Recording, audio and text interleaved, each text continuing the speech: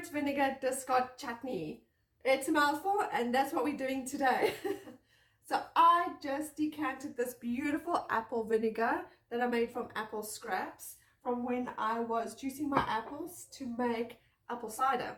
So everything that didn't go into the cider, I went to make a vinegar. So this vinegar is going to go on to sit for another month to strengthen with the SCOBY and become clear and more vinegary. And in the meantime, I'm sitting with all of this discarded fruit. You can give this discarded fruit to your chickens or put it in the compost. It's not very pleasant to eat because it tastes like vinegar. So what do you do in the kitchen with the fruit that tastes like vinegar? You turn it into chutney. It's really, really good for making chutney, and this is my recipe on how I do that. So really simple. All you need is some oil, enough oil for cooking. So you have to have a pan on the stove. Get this out of the way. Have a nice saucepan on the stove and put in there about a tablespoon of oil. On so that it can start to heat.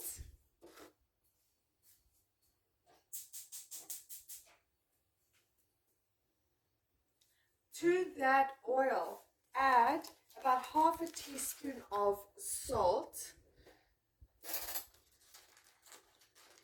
and about half a teaspoon of black pepper. So I'm going to add some salt and black pepper, and then you're going to be adding to that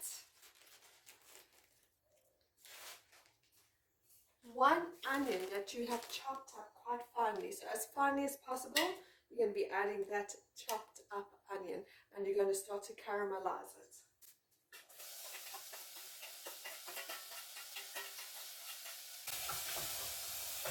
While that starts to caramelize, I'm going to go ahead and I'm going to add to that half a teaspoon of cinnamon and 1 teaspoon of ground ginger or 2 teaspoons of fresh chopped ginger. But I literally have a bucket of ground ginger, so I'm going to be using that. And just leave that for a bit for the onions to caramelize and for the spices to toast. So when the onions and the spices have toasted nicely, then you're going to add to that a chopped up fresh fruit. So whatever your fruit or preference is for making chutney. Today I'm making a pineapple chutney. So you're going to chop it up into chunks as small as possible, roughly around 2 cups worth of fruit. You're then going to add 3 tablespoons of cold water,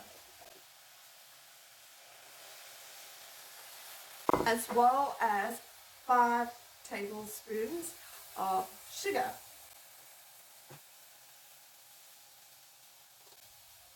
And of course, to finish it off, remember to add your vinegar discard fruit. Stir it up really, really well and let it come to a simmer.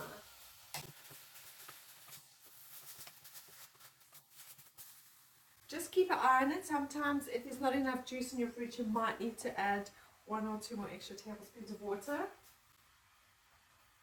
I'm adding just 2 more.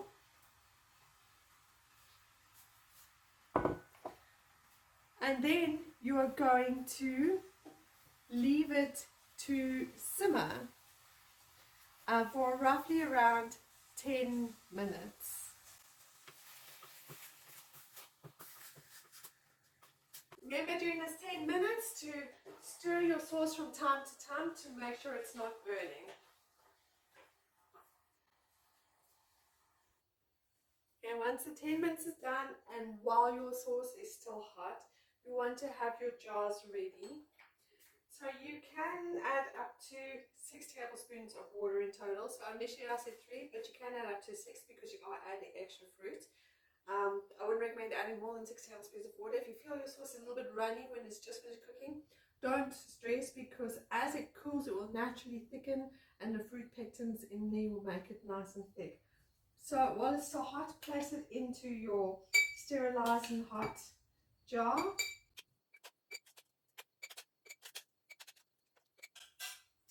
It's give it a little taste test, shall we?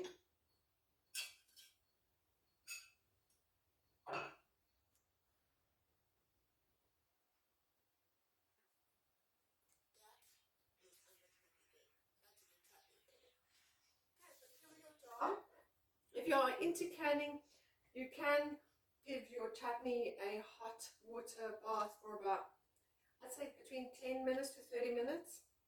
Give it a nice, I'd say recommend a 30-minute hot water bath, and then you can actually can it and it would be shelf stable.